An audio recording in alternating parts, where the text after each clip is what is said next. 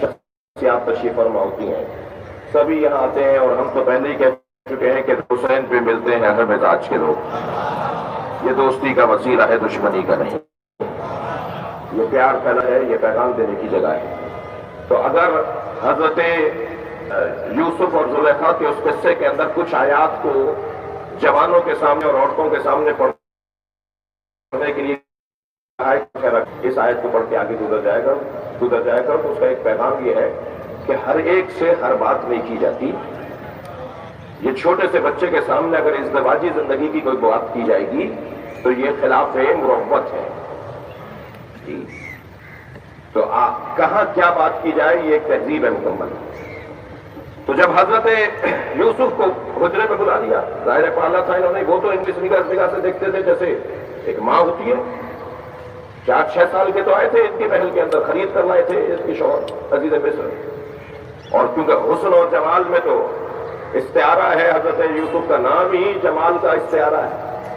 کوئی اگر کسی کو حسین کہنا چاہتا ہے تو کہتا ہے میرا یوسف آ رہا ہے. تو یوسف یعنی حسن، اور یوسف یعنی جمال.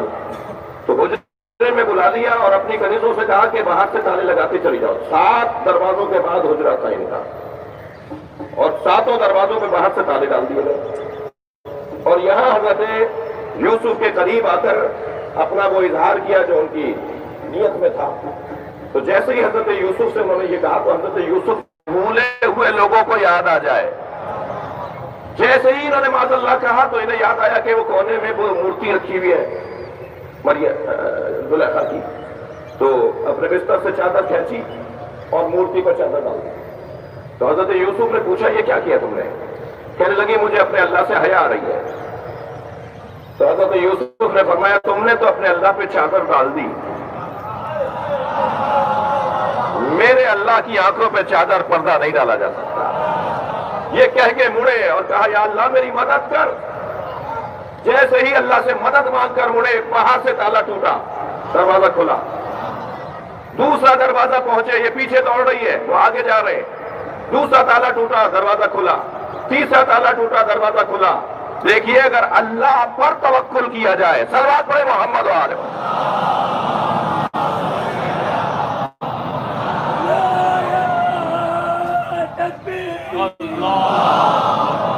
مختصر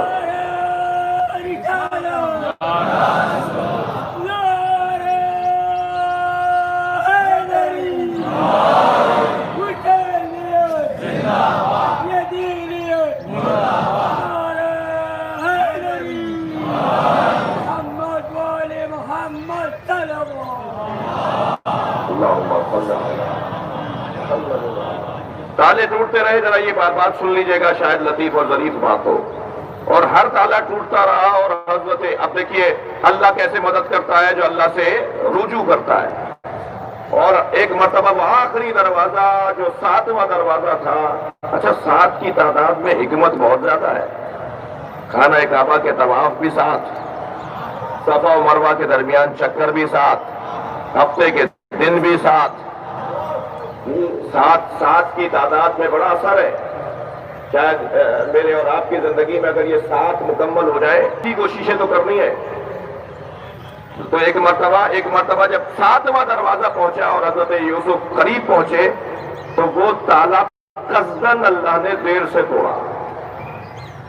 بھائی آزمائش کے بغیر ہم عظمت کیسے دیں گے؟ اور جب ہم تمہیں کسی مصیبت میں مبتلا کریں گے تو حفاظت بھی ہمارا ہی کام ہے. اتنی تاخیر ہوئی کہ یہ پہنچ گئی اور انہوں نے حضرت یوسف کی قمیص پر ہاتھ ڈال دیا اور یہ کھینچ رہی تھی انہیں اور وہ آگے بڑھ رہے تھے. اسی اثنا میں تالا ٹوٹا اور سامنے عزیز مصر یعنی حضرت یوسف کے سامنے زلیخا بھی کھڑے ہو گئے. وہ آ رہے تھے اپنے کمرے میں. انہوں نے سینہ جھپٹی اور یہ آپ دور تک دو دیکھی تو انہوں نے کہا یہ کیا ہو رہا ہے؟ اب دیکھیے دنیا دار لوگوں کا مزاج دیکھیے، جو کام اللہ کی خاطر نہیں ہوتا اس پہ شیطان حاکم ہوتا ہے. جو چاہوں گا جیسا نہیں یہ کیا ہو رہا ہے؟ تو یہ جنہوں نے بلایا تھا اپنے حجرے میں کہنے لگی اس نے مجھ پہ حملہ کیا تھا. بات ہی پلٹ دی. حضرت یوسف نے آسمان کی طرف دیکھتے ہوئے کہا یا اللہ میری مدد کر. یہاں حضرت یوسف کو وہ عزیز مصر، میں نے تو تمہیں بچوں کی طرح پالا تھا، میں تو تمہیں اپنی اولاد کی طرح سمجھتا تھا، تم میری ہی توجہ کے اجرے میں اس نیت سے چلے گئے۔ ایک اللہ کا نبی ہے، معمولی وجود نہیں ہے۔ مجھے اور آپ کو اگر یہ مرحلہ آ جائے تو کیا یہ اللہ کا نبی ہے؟ ایک مرتبہ جیسے ہی اس نے کہا کہ میں نے تو تمہیں اس طرح سے نہیں پالا، میں نے تو تمہیں اپنی اولاد کی طرح رکھا، اب تہمت لگ رہی ہے، ادھر تہمت لگا رہی ہے، ادھر تہمت کو تسلیم کیا جا رہا ہے۔ عزیزان گرامی، ماحول کا اثر لینے والا کوئی اور ہوتا ہے، اور ماحول کے مطابق چلنے والے اور ہوتے ہیں، اور ماحول کے خلاف چلنے والے اور ہوتے ہیں۔ اللہ نے کیا انتظام کیا؟ جب یہ شور مچنے لگا، آوازیں بلند ہونے لگیں، تو برابر والے حجرے میں خود اسی زلیخا کی بہن ان سے ملنے کے لیے دربار میں ٹھہری ہوئی تھی، اور اس کی گود میں دودھ پیتا ہوا بچہ تھا۔ بہت دیر لگائی میں نے اس مثال کے دینے میں۔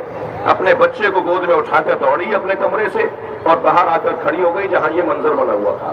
تو ایک مرتبہ حضرت یوسف فرمانے لگے کہ اللہ میرا جانتا ہے، اللہ میرا گواہ ہے کہ میرا ایسا کوئی ارادہ نہیں تھا، یہ مجھ میں تہمت لگ رہی ہے۔ تو اب اللہ کا انتظام دیکھیے کیا ہوا۔ جیسے حضرت مریم کی گود میں حضرت عیسیٰ بولے، ایسے زلیخا کی بہن کی گود میں وہ بچہ بولا جو نبی نہیں ہے، جو اللہ کی طرف سے کوئی رسول نہیں ہے۔ قرآن نے پکار کر کہا کہ وہ بچہ بولا، شہد شاہد من اہلہا، صلوات پڑھیں ذرا محمد و آل محمد۔ اور اسی زلیخا کے اہل و عیال میں سے، اسی خاندان میں سے، اسی کے رشتہ داروں میں سے ایک گواہ نے گواہی دی، کیا؟ اِنَّا قَمِيصَهُ قَدْ مِنْ قَبَلَ، قمیص جیسے پھٹی ہوئی ہے، فَصَدَقَتْ، تو یہ سچ کہہ رہی ہے۔ اس بچے نے دیکھا نہیں ہے، یہ عقل کے مطابق گواہی دے رہا ہے۔ یہ بچہ وہاں موجود نہیں تھا، یہ اللہ کہلوا رہا ہے۔ اگر قمیص آگے سے پھٹی ہوئی ہے تو یہ سچ کہہ رہی ہے کہ انہوں نے حملہ کیا ہے، اور اگر برعکس ہے، قمیص پیچھے سے پھٹی ہوئی ہے۔ مصر کو اندازہ ہو گیا دو باتوں کی بنیاد پر، ایک تو جس کے حق میں دودھ پیتا بچہ بول اٹھے، صلوات پڑھیں ذرا محمد و آل محمد۔ زیادہ سچا اور کون ہوگا؟ دوسرا، اسے اندازہ ہو گیا عزیزان گرامی کہ دلیل بہت محکم اور مضبوط ہے۔ میں نے بہت دیر لگائی ایک جملہ کہنے کے لیے، بعض اوقات ایک جملے کے لیے آدھے گھنٹے کی تمید باندھنا پڑ جاتی ہے، اور دلیل یہ، جملہ یہ کہ اللہ جسے عظمت عطا کرتا ہے، عظمت کی حفاظت کا انتظام بھی اللہ کرتا ہے۔ کبھی حضرت یوسف کی عظمت کا انتظام اللہ کرتا ہے، کبھی حضرت مریم کی عظمت کا انتظام اللہ کرتا ہے۔ اب جب دربار میں سیدہ نے جا کر مطالبہ کیا اور حسنین نے جا کے گواہی دی، تو کوئی بڑھ کر کہے نا کہ ماں کے حق میں بچوں کی گواہیاں پہلے قرآن میں موجود ہیں۔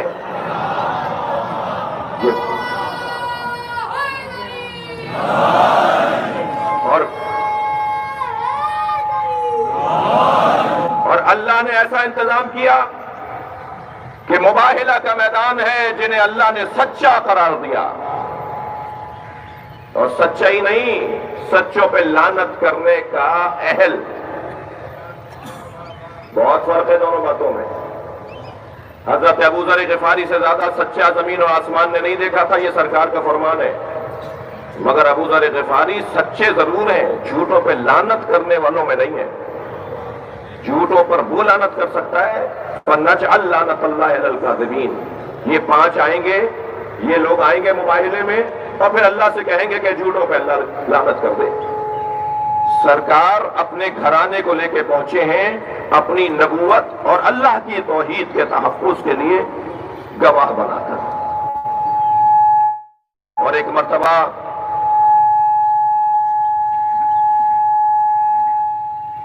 ایسا ہی ہوا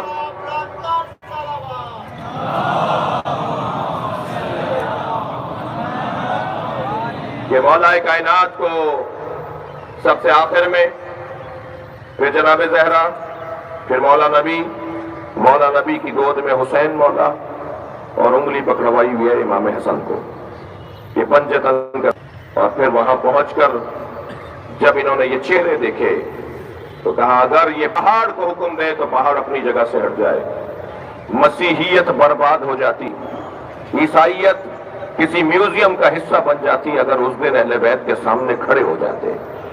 یہ سمجھدار نکلے، انہوں نے کہا نہیں، ہم مباہلہ نہیں کریں گے، ہم جزیہ دے کر واپس جانا چاہتے ہیں، معافی مانگ کے واپس جانا چاہتے ہیں، اس بحث کو یہی ختم کر دیا جائے، نہ ہماری بات مانی گئی اور نہ ہی ہم مباہلہ کرنا چاہتے ہیں، ہم اپنی بات سے ہاتھ اٹھاتے ہیں۔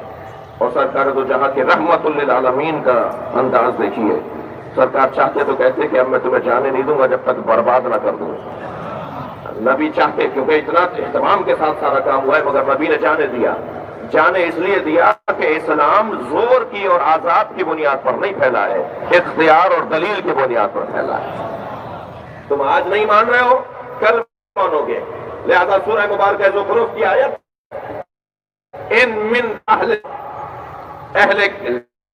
لیومنن بہ قبل موتہ ویکون علیہم شہیدا، سورہ زخرف کی آیت کہ اہل کتاب یعنی عیسائی نہیں مریں گے مگر وہ ایمان لا کر مریں گے۔ تو کتنے عیسائی مر رہے ہیں جو رسول پر ایمان لائے بغیر مر رہے ہیں؟ کیا کریں گے اس آیت کو آپ؟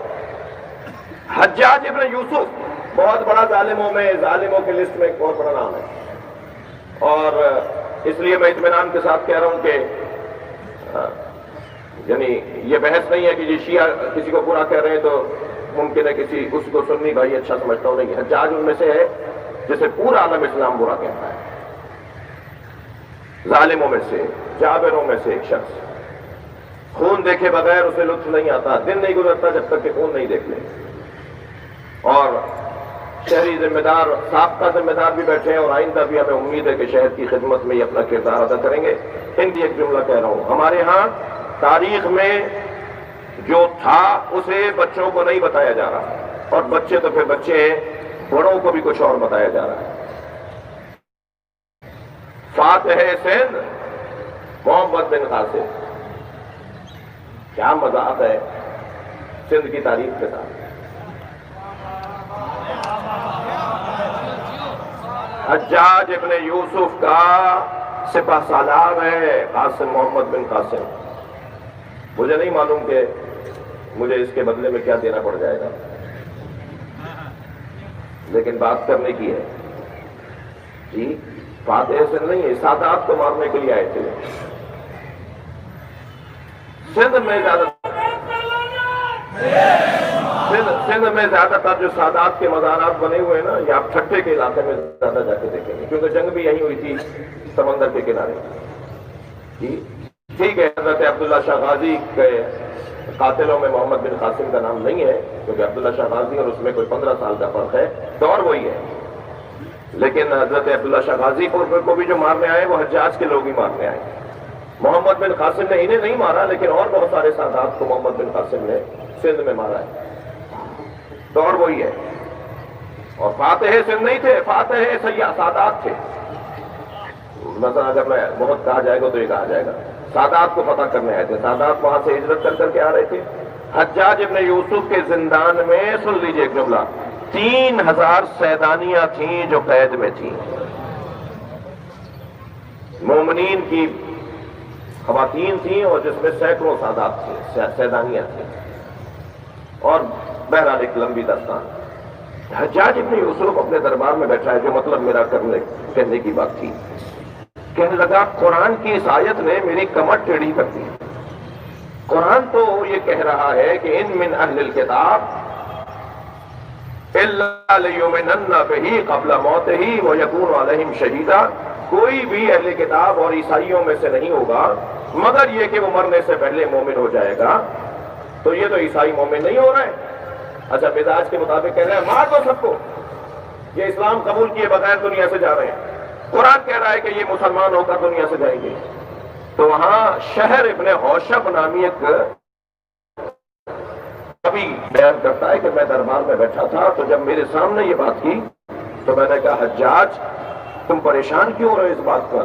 اس سے مراد یہ نہیں ہے جو تم سمجھ رہے ہو۔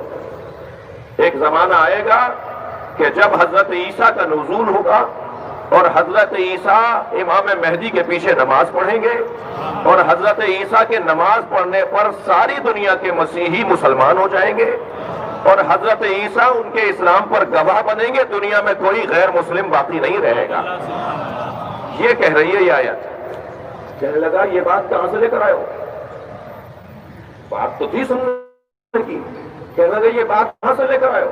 تو کہا آج صبح میں محمد ابن علی ابن زین العابدین کی خدمت میں تھا، امام باقر۔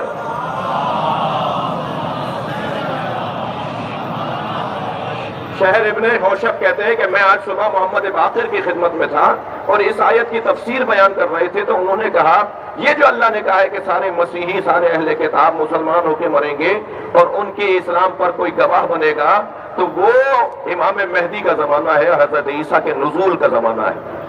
کہنے لگا بے ساختہ، جیسے اس نے کہا نا کہ محمد باقر سے میں سن کے آیا ہوں، تو حجاب بے ساختہ کہنے لگا تم میٹھے پانی کو پی کر آئے ہو۔ یہ بات اہل بیت والے ہی کر سکتے ہیں۔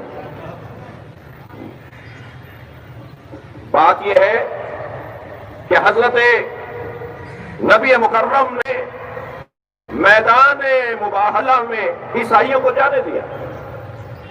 تحقیق کرو، سمجھو بات کو۔ میں ایک گلہ شکوہ اپنے آپ سے بھی کرتا ہوا گزروں گا، اگر آج کوئی اسلام کی طرف راغب ہونے میں دیر کر رہا ہے، ایک اور جملہ کہیے، اگر آج کوئی تشیع کی طرف راغب ہونے میں دیر کر رہا ہے تو اس کا قصور مکتب کا اور نظریے کا نہیں ہے۔ ایک صاحب کہنے لگے مولانا اسحاق مدنی صاحب نے اتنی بڑی بڑی باتیں کر دیں، شیعہ کیوں نہیں ہو گئے؟ محمد علی انجینئر اتنی کھلی کھلی باتیں کر رہے ہیں، شیعہ کیوں نہیں ہو رہے؟ میں نے کہا جی آپ کی وجہ سے ہو رہے ہیں۔ تلوار پڑھ لے ذرا۔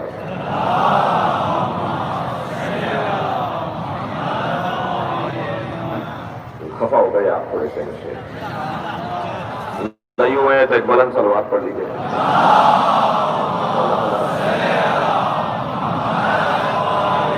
یہی حال مسلمانوں کا بھی ہے۔ آج اگر غیر مسلم اسلام کی طرف راغب نہیں ہوتا، یا اکا دکا مثال ہے، جتنا بڑا نظریہ، جتنا مضبوط نظریہ اسلام کا، قرآن کا ہے، کہ تو ہر روز ہمیں پورے پورے قبیلوں کی خبر آنی چاہیے تھی۔ یہ جو سستی ہے، یہ اس کا سبب خود مسلمان ہے۔ مسلمان خود سب سے بڑی رکاوٹ ہے۔ آج کا مسلمان خود سب سے بڑی رکاوٹ ہے اسلام کے قبول کرنے میں، اسلام کے قبول ہونے میں۔ میدان میں لے آئے، مولا کائنات کو اپنے نفس کی جگہ لے آئے۔ وقت کی تنگی ہے، میں جلدی جلدی کچھ مثالیں دینا چاہتا ہوں۔ مان دے ہم احمد پیمبر بود یا اتار عشق، مولانا روم کے دو مثال۔ مان دے ہم احمد پیمبر بود کے اتار عشق، کہ بس سلمان ہارا مسلمان کرد ببو علی۔ میں تو یہی سوچنے پہ مجبور ہوں، کارے دو جہاں نبی ہے یا اتار عشق ہیں، عشق کی خوشبو پھیلانے والے ہیں۔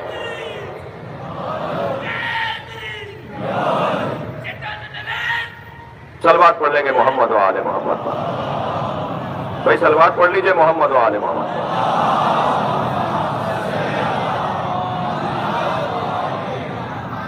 کہ بس سلمان ہارا مسلمان کرد ببو علی۔ نبی نے علی کی خوشبو سے، عطار کہتے ہیں خوشبو بنانے والے کو، جی سرکار نے علی کو سینچا ہے۔ جو مشک مصطفی ہے نا، اسے علی کہتے ہیں۔ علی کی خوشبو سے لوگوں کو اسلام کی طرف راغب کیا ہے۔ اور یہ ذہن میں رہے کہ علی علی ہے۔ تمام تر شخصیات کے احترام کے ساتھ، مگر مولا کائنات کا مقام کچھ اور ہے۔ میں صرف تسلی کے لیے ایک جملہ حضرت ابوبکر کا سنا رہا ہوں۔ حضرت ابوبکر فرماتے ہیں لم تلد النساء مثل علی ابن ابی طالب، کائنات میں کوئی عورت ہی نہیں ہے جس نے علی جیسا بچہ جنا ہو۔ صلوات پڑھیں گے محمد و آل محمد۔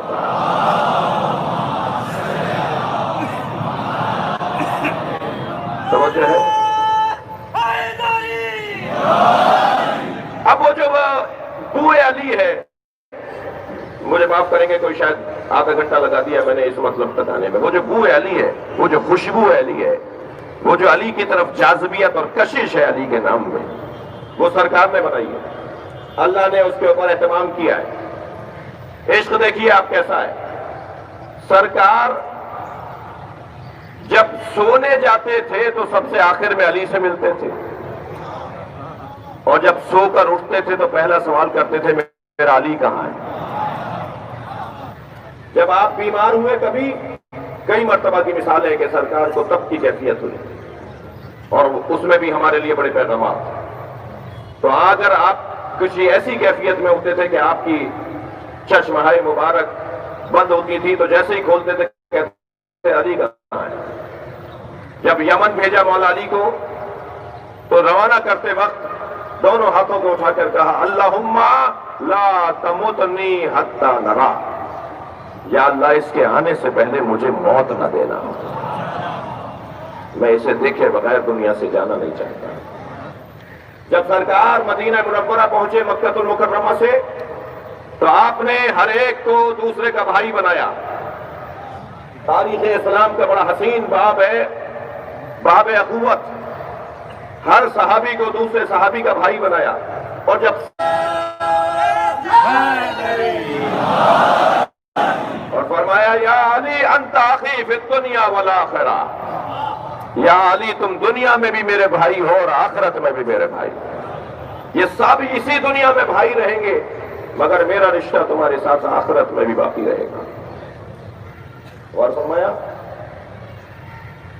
اور مولا کائنات کا عشق بھی نبی سے کیسا. نبی کی رحلت کے 3 سال کے بعد کسی صحابہ یا علی آپ کے بال سفید ہو گئے خضاب کر لیجئے. نبی کی رحلت کے 3 سال کے بعد تو آنکھوں میں آنسو بھر کے کہا نحنو قوم فی المصیبہ، ہماری مصیبت ابھی گئی نہیں ہے، ہم نبی کے سوگ میں ہیں، میں خضاب نہیں کروں گا. 30 سال کے بعد حضرت محمد حنفیہ مولا علی کے بیٹے مولا علی کی خدمت میں ایک شربت بنا کر لائے بابا کے لیے، اور اس کے اجزاء بھی لکھے ہیں حدیث کی کتاب میں کہ اس میں کیا کیا چیزیں ڈالی تھی. انہوں نے سجایا بنایا، بابا کو ایک شربت پلاتے ہیں. ایک نئے انداز کا ایک شربت بنایا، مولا کے سامنے ذرا کی شربت رکھا، یا بابا شربت تناول کیجیے. فرمانے لگے کیا ہے اس میں، کیا ڈالا ہے اس میں. بتایا یہی ہے کیا اس میں ڈالے. حضرت نے فرمایا نہیں، میں اسے نہیں پیوں گا اس لیے کہ میرے نبی نے نہیں پیا، اس لیے نہیں کہ وہ حلال نہیں تھا. عشق علی مصطفیٰ کے ساتھ صحابہ کرام تشریف فرمائے. مولا نبی نے فرمایا علی جنت میں مجھ سے پہلے جائے گا، وَأَنَا عَلَىٰ أَثَرِهِ، اور میں اس کے پیچھے جاؤں گا. اچھا جیسے ابھی آپ کو سب کو یا اکثر کو تعجب ہو سکتا ہے کہ یہ کیا بات لے آئے، سرکار سے بڑا تو کوئی نہیں ہے نا، نبی سے اونچا مقام تو کسی کا نہیں ہے. سرکار فرما رہے علی مجھ سے پہلے جنت میں جائیں گے، وَأَنَا عَلَىٰ أَثَرِهِ، اور میں علی کے پیچھے جنت میں جاؤں گا. تو ایک صحابی کھڑے ہو گئے یا رسول اللہ آپ علی کے پیچھے جنت جائیں گے، علی کے بعد جنت میں جائیں گے، قدم رکھیں گے، اور علی آپ سے پہلے جائیں گے. تو فرمان لگے اس میں تعجب کی کیا بات ہے، کیا تم نے مجھ سے پہلے نہیں سنا؟ علی صاحب لوائی، علی میرا پرچمدار ہے جو محشر میں لواء الحمد کو لے کر آئے گا. اور جو پرچمدار ہوتا ہے وہ آگے چلتا ہے. صلوات پڑھے محمد و آل محمد. یا اللہ، میرا دل کر رہا ہے ایک اور امام حنبل کی روایت آپ کو سنا دوں یا ان کا نظریہ آپ کو سنا دوں. امام مالک، امام شافعی، امام حنبل ہمارے عالم. پھر میں تکرار کرتا ہوں، میں تھک نہیں رہا ہوں یہ جملہ تکرار کر کے، ہر جہاں یہ بات آتی ہے میں یہ جملہ تکرار کرتا ہوں کہ سنی بزرگ علماء ہمارے عالم ہیں. دعوت دیجئے کہ ہمارے عالم بھی ان کے عالم رہیں. عالم ہوتا ہے بھائی میں دیوبندی مفتیوں کو مارا جا رہا تھا، مجھ کو، میں اپنی بات کر رہا ہوں، مجھے تکلیف تھی اس لیے کہ اگر عالم مر جائیں گے تو بات کس سے ہوگی؟ قرآن نے تو منع کیا ہے کہ جو جانتا نہیں ہے اس سے بات نہیں کرو. اور ہم علی کے چاہنے والے ہیں، دعویٰ ہے ہمارا مولا علی کے چاہنے والے ہیں. مولا علی یہودی عالموں کو بھی اپنے گھر میں جگہ دے رہے ہیں، آؤ بات کرو. عیسائی عالموں کے لیے بھی دروازہ کھولا ہوا ہے، آؤ ہم سے بات کرو. ہر مکتب، مسلک، دین، دھرم کا کوئی جاننے والا ہوتا ہے، اس کو ہونا چاہیے. جب تک اس کا دین باقی ہے، جب تک اس کے چاہنے والے باقی ہیں، بات کس سے ہوگی؟ جب تک چاہوں گا. امام حنبل فرماتے ہیں کہ مجھ سے ایک شخص نے آ کر کہا، توجہ چاہوں گا، کہ بتائیے جبریل نبی پر کتنی مرتبہ نازل ہوئے؟ روایت امام حنبل سے. ایک شخص نے امام حنبل سے پوچھا جبریل سرکار دو جہاں پر کتنی دفعہ نازل ہوئے؟ امام حنبل نے فرمایا 12,000 دفعہ. اچھا 6,000 کچھ تو آیات ہیں، صرف آیات لے کر تو نہیں آتے تھے جبریل میں، کوئی الجھن کی بات نہیں ہے اس تعداد کے اندر. امام حنبل نے فرمایا 12,000 دفعہ جبریل نازل ہوئے سرکار دو جہاں پر. اس نے کہا علی پر کبھی جبریل آئے؟ تو وہاں بیٹھے ہوئے شخص نے جو سوال کیا تھا شاید اس وجہ سے بھی کیا ہو کہ یہ سوال بنتا ہی نہیں ہے. تو امام حنبل نے بے ساختہ فرمایا ہاں 12,000، معاف کیجئے گا 12,000 دفعہ نبی پر کہا، 24,000 دفعہ علی پر.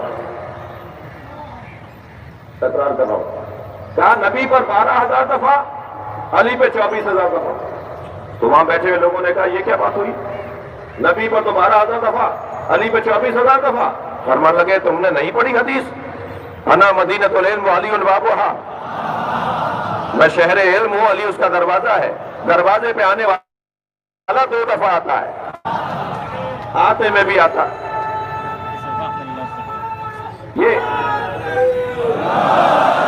یہ بزرگوں کا انداز، یہ بزرگوں کا طریقہ، یہ مولا کائنات کی محبت دلوں میں ڈالنے کا. وقت تنگ ہو گیا. امام اعظم ابو حنیفہ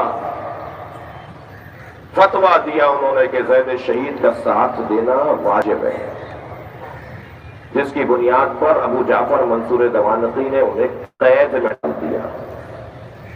محبت اہل بیت میں مارے گئے ہیں، قتل کر دیا گیا، کیونکہ امام سجاد امام زین العابدین کے بیٹے علی ابن زین العابدین امام حسین کے پوتے نے جو قیام کیا تھا، ان کی حمایت میں امام اعظم ابو حنیفہ نے فتویٰ دیا اور ساتھ دیا، جس کے نتیجے میں انہیں مار دیا گیا.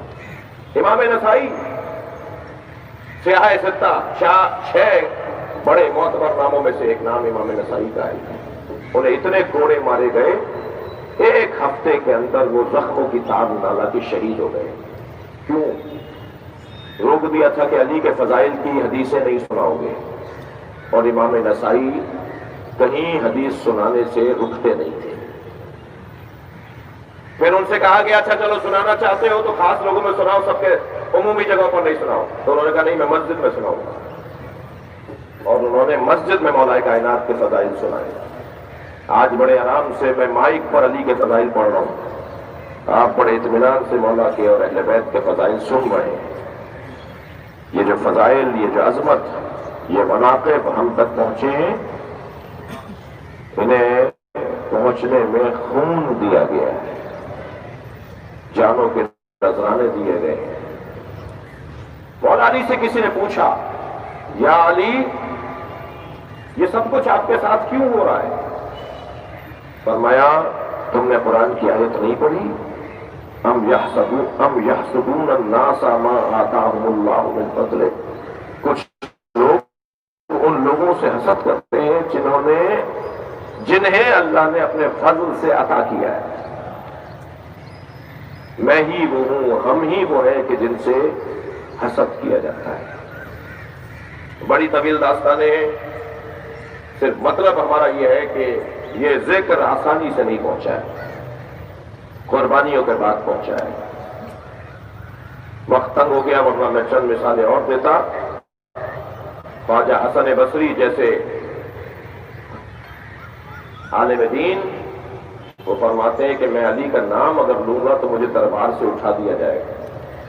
یہ دور یزید کے بابا کا دور ہے، یزید کا دور ہے، یزید کے بعد کا دور ہے، مروان اور آل مروان کا دور ہے۔ نام لینا جرم تھا علی،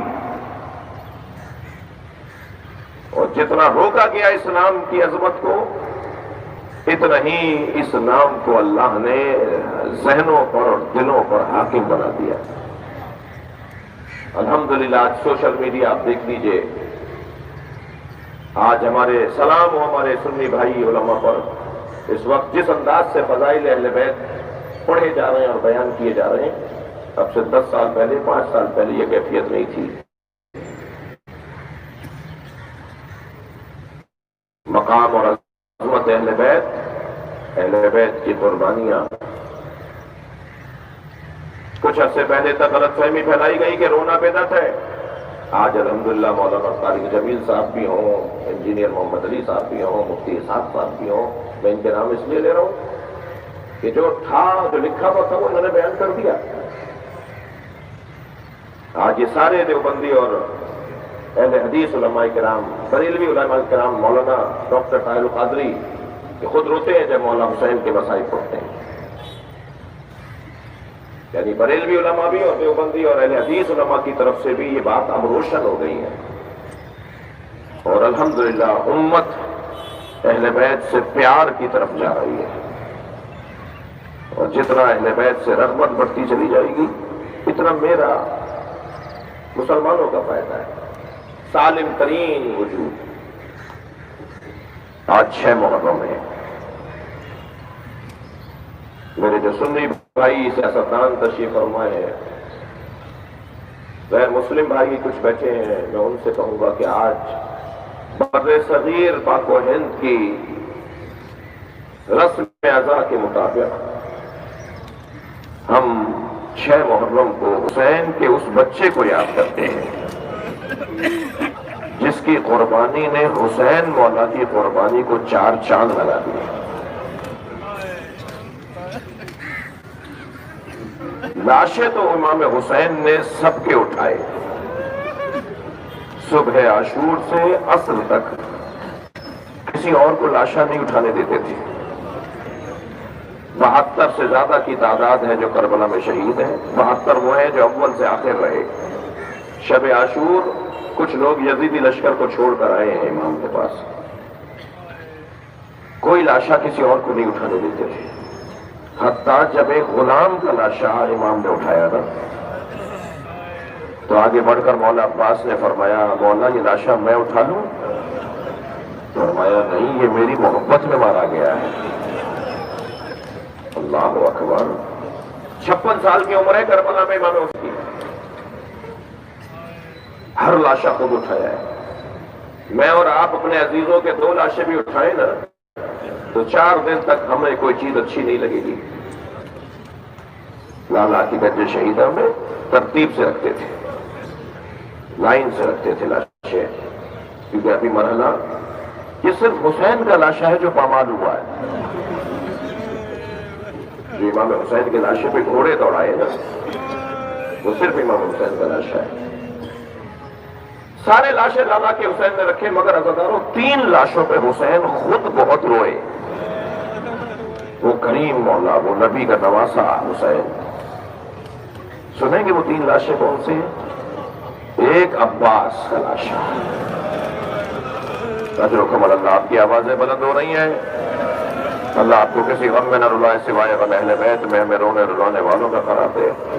اپنے بھائی عباس علمدار کربلا، ان کا لاشا امام حسین اٹھا کر لائے اور روتے ہوئے لاشا اٹھاتے ہیں، رکھ دیتے ہیں، اس لیے کہ وصیت یہ ہے کہ میرا لاشا خیمے ڈالے جائیے گا۔ اس لاشے پہ حسین بہت روئے۔ دوسرا لاشا سنیں گے جس میں روئے، وہ ہے علی اکبر کا لاشا۔ فرمایا علی مجھے کچھ نظر نہیں آ رہا، مجھے آواز دو تاکہ میں تمہارے لاشے تک پہنچوں۔ جوان بیٹا ہے، نبی کا مشابہ ہے، سرکار دو جہاں کی شفیع ہے، بالکل میرے مولا حسین فرماتے ہیں میرے نانا جیسا میرا بچہ۔ انہیں لاشا امام حسین نے کیسے اٹھایا اس کا بیان بہت مشکل ہے، مگر عزاداروں ایک تیسرا لاشا سن لیجئے اور جو رونے آئے ہیں اپنی آوازوں کو آزاد رکھیں گے تاکہ آپ کو ثواب ملے۔ حسین نے 30 لاشا ایسا اٹھایا ہے جو چھوٹا بہت تھا مگر حسین سے اٹھ نہیں رہا تھا۔ کبھی آگے جاتے تھے انا للہ، کبھی الٹے پیر واپس آتے تھے رضاً بقضائہ وتسلیما لامرہ۔ جب جناب علی اصغر کا ذکر کیا کرے نا عزیزارو، 6 مہینے کا بچہ ہے نا امام حسین کا، تو اس بچے کی ماں کو بھی سلام کیا کرے۔ کربلا کے میدان میں امام حسین کی 2 زوجائیں ہیں، ایک حضرت علی اکبر کی مادر گرامی ام لیلہ بی بی اور ایک حضرت ام رباب جناب علی اصغر اور جناب سکینہ کی ماں۔ یہ 2 بیویاں 2 زوجائیں امام حسین کی کربلا میں ہیں، اور دونوں بیویوں نے اپنے بچے قربان کیے ہیں، اور دونوں بنی ہاشم سے نہیں تھی، سیدانیہ خاندان کی نہیں تھی، دونوں باہر کی تھیں۔ قربان جائیے ان کی تربیت کہ کس انداز سے دونوں نے اپنے بچوں کو سجایا سنوارا ہے۔ فرماتے ہیں مجھے وہ گھر اچھے لگتے ہیں، خواتین بھی بیٹھی ہیں، مجھے وہ گھر اچھے لگتے ہیں جن گھروں میں رباب اور سکینہ نامی عورتیں ہوتی ہیں۔ کسی نے پوچھا مولا آپ ان ناموں والی بیویوں کو دعا کیوں دے رہے ہیں؟ فرمایا رباب نے وفاداری کا حق ادا کر دیا، اور سکینہ 4 سال کی بچی ہونے کے باوجود کبھی سفر میں کوئی شکوہ نہیں کیا، کبھی میری بیوی کی زبان پر کوئی ایسا لفظ نہیں آیا جو حسین کی بیٹی ہونے کے شایان نشان نہ ہو۔ اللہ کا شکر ادا کرتی رہی کہ میں نے ایک بزرگ عالم دین سے جملہ سنا کہ سکینہ 4 سال کی بچی کیا ہوتی ہے بھائی؟ ماں باپ گود میں اٹھاتے ہیں 4 سال کی بچی کو۔ 4 سال کی یہ بچی کو دیکھ دیکھ کر جناب زینب کہتی تھی مجھے حوصلہ مل رہا ہے۔ اللہ اکبر، جب یہ اتنی سی بچی اتنی حوصلے والی ہے، بڑوں کو ہمت بندھاتی تھی یہ بچی۔ فرماتے ہیں مجھے وہ گھر اچھے لگتے ہیں جہاں سکینہ اور رباب نامی عورتیں ہوتی ہیں۔ تو سلام اس ماں پر بھی ہو جس نے اس بچے کو سنوار کر اجلا سا کرتا پہنا کر، بال جھنڈولوں میں کنگھی کر کے، آنکھوں میں سرما لگا کر، آستینوں کو لوٹ کر امام حسین کی گود میں دے دیا۔ اور میر انیس کہتے ہیں کہ جب سجا کر سنوار کر اپنا بچہ حسین کی گود میں دیا نا، تو حسین مولا کی گود میں دیتے ہوئے علی اصغر کی پیشانی کا بوسہ دے کر کہا اگر جنت میں دادی ذرا پوچھیں تیری ماں نے تیرا منہ کیوں نہیں دھلایا؟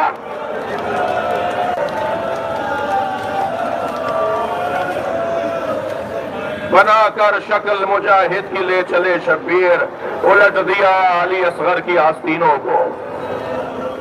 پہنچے ہیں میدان کربلا میں، سلام کرے جناب رباب کی عظمت کو۔ میرے ایک ہندوستان کے دوست جو میرے ساتھ مدرسے میں ساتھ تھے، بنارس کے رہنے والے، وہ فرماتے ہیں کہ روز عاشور بنارس شہر میں جو تعزیے کا جلوس نکلتا ہے، وہ جلوس کربلا جا کے ختم ہوتا ہے جو بنارس کی کربلا ہے۔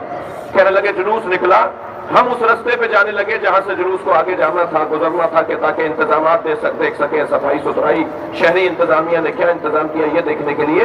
ہم بعد میں ہندو عورتیں کھڑی ہیں، وہ کہتے ہیں کہ ہم جب قریب پہنچے تو عجیب منظر نظر آیا، ہر عورت کی گود میں دودھ پیتا ہوا بچہ ہے۔ کہتے ہیں جب ہم ان کے برابر سے گزرے تو ایک عورت نے، ہندو عورت نے آواز دے کر کہا بھائی مسلمان لگتے ہو؟ تو ہم نے کہا ہاں مسلمان ہیں۔ کہنے لگی بتاؤ بابا حسین کا جلوس کب آئے گا؟ تو مولانا کہتے ہیں میں نے ان سے کہا تو میں بابا حسین کے جلوس کا انتظار کیوں ہے؟ کہنے لگی تمہیں نہیں پتا آج حسین کا بچہ بھوکا مارا گیا تھا، ہم آج اپنے بچوں کو دودھ نہیں پلاتے جب تک تعزیہ دفنا نہ دیا جائے۔ اجرکم اللہ، اجرکم اللہ، خدا کسی غم میں نہ رلائے۔ اس بی بی کو سلام کیجئے، کتنی وفادار بی بی ہیں۔ بہت رولیا گریا ہو گیا، ایک روایت اور سن لیجئے۔ جب 11 محرم کو اسیروں کا قافلہ کوفہ لے جایا جا رہا تھا، بیویوں کو اسیر بنا لیا، اہل بیت کے ہاتھوں میں رسیاں ڈال دی، شہیدوں کے لاشیں رکھے ہوئے ہیں۔ تو امام حسین کے لاشے پہ جناب رباب آئی نا، تو امام حسین کے لاشے پہ دھوپ آ رہی تھی، میدان میں لاشا چھوڑ کر گئے تھے، لاشا دفنانے نہیں دے رہے تھے اور اپنے کشتوں کو اٹھا اٹھا کر لے گئے تھے۔ تو جناب رباب نے امام حسین کا جب بے گور و کفن لاشا دھوپ میں دیکھا نا، تو کہنے لگی میرے والی میں کچھ کر نہیں پا رہی، مگر آپ سے ایک عہد کر رہی ہوں، جب تک زندہ رہوں گی کبھی سائے میں نہیں بیٹھوں گا، میں ہمیشہ دھوپ میں بیٹھوں گی، آپ کی اس تکلیف کو ذہن میں رکھ کر۔ لہذا مقتل کی تاریخ کی روایات ہے کہ جناب رباب 4 سال ظاہراً زندہ رہیں، واقعہ کربلا کے بعد روزانہ روتی تھی، روزانہ یاد کرتی تھی اپنے بچے کو، اپنی بچی کو، جی، اور امام حسین کو، اور دھوپ میں بیٹھتی تھی۔ ابو حمزہ صومالی ایک صحابی، ایک تابعی ہے، تابعین میں سے ہے ابو حمزہ صومالی، جن کی دعائیں ابو حمزہ صومالی آپ ماہ رمضان میں پڑھتے ہیں۔ وہ کہتے ہیں کہ واقعہ کربلا کے بعد میں امام سجاد کی خدمت میں کچھ سوالات لے کر گیا، کچھ آیات کی تفسیر سمجھنے کے لیے گیا۔ کنیز نے مجھے صحن خانہ سے گزار کر امام سجاد کے حجرے تک پہنچایا۔ جب میں صحن سے گزر رہا تھا تو میں نے دیکھا کہ ایک بی بی ہے جو برقع پہنے دھوپ میں بیٹھی ہے۔ کہتے ہیں میں نے بہت دیر تک امام سے سوالات کیے، جب واپس مجھے کنیز نے صحن سے گزارا تو میں نے دیکھا دھوپ ڈھل گئی ہے، مگر وہ بی بی وہاں سے اٹھ کر وہاں جا کر بیٹھ گئی جہاں دھوپ آ گئی ہے، جہاں پہلے بیٹھی تھی وہاں سایہ آ گیا ہے، دھوپ دوسری طرف چلی گئی ہے تو وہ دھوپ میں جا کے بیٹھ گئی۔ ابو حمزہ کہتے ہیں میں کھڑا ہو گیا تو امام سجاد کی آواز آئی، امام حجرے کے دروازے پہ کھڑے ہیں، میں صحن سے گزر رہا ہوں، دروازے کی طرف جا رہا ہوں، تو امام سجاد کی آواز آئی، ابو حمزہ کیوں کھڑے ہو، ابو حمزہ کیوں رک گئے ہو؟ تو میں نے ہاتھ جوڑ کر کہا مولا شاید کسی غلطی پر آپ نے اپنی کنیز کو سزا دی ہے، اسے دھوپ میں بٹھا دیا ہے، مولا میری وجہ سے اسے معاف کر دیجئے، مدینے کی گرمی بڑی شدید ہے۔ امام کی آنکھوں میں آنسو آ گئے، فرمایا ابو حمزہ میری ماں رباب ہے، میرے بابا حسین سے وعدہ کر کے آئی ہے، یہ دھوپ میں بیٹھتی ہے، بس مجلس مکمل کر رہا ہوں۔ ابو حمزہ چلے گئے، امام سجاد برابر میں آ کر بیٹھے، جیسے بچے ماں کے برابر میں بیٹھتے ہیں نا، یہ ذہن میں رہے حقیقی ماں نہیں ہے، امام سجاد کی جو واقعی ماں ہے وہ جناب شہر بانو ہے، یہ جناب علی اصغر کی ماں ہے، ماں کا درجہ رکھتی ہیں، ماں کا حق رکھتی ہیں امام سجاد پر، برابر میں آ کے بیٹھے، کہنے لگے اماں اب تو غیر بھی کہتے ہیں کہ سائے میں جا کے بیٹھ جائیے، تو کانپتی ہوئی آواز میں، نحیف سی آواز میں کہا ہرملہ مارا گیا جس نے میرے بچے کے گلے پہ تیر مارا۔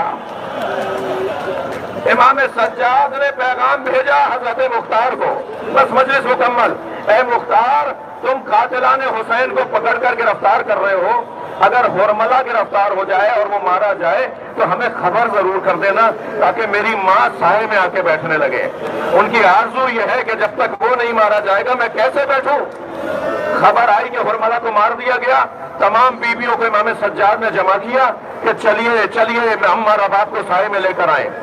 ایک بی بی نے بازو پکڑا، دوسری بی بی نے دوسرا بازو پکڑا، دھوپ میں سے سائے میں لے کر آ رہے تھے تو مدینے سے کربلا کا رخ کر کے کہا میں نے آپ سے وعدہ کیا تھا جب تک زندہ رہوں گی کبھی سائے میں نہیں بیٹھوں گی، اے میرے والی ایک جانب میرا وعدہ ہے، دوسری جانب ایک معصوم امام کا حکم ہے، میرے وعدے کی لاج رکھ لینا۔ بس یہ کہہ کر 2 قدم آگے بڑھی، گردن ڈھلکنا شروع ہوئی، آواز آئی انا للہ، رباب دنیا سے چلی گئی، یہ ہے حسین کی زوجہ کی قربانی۔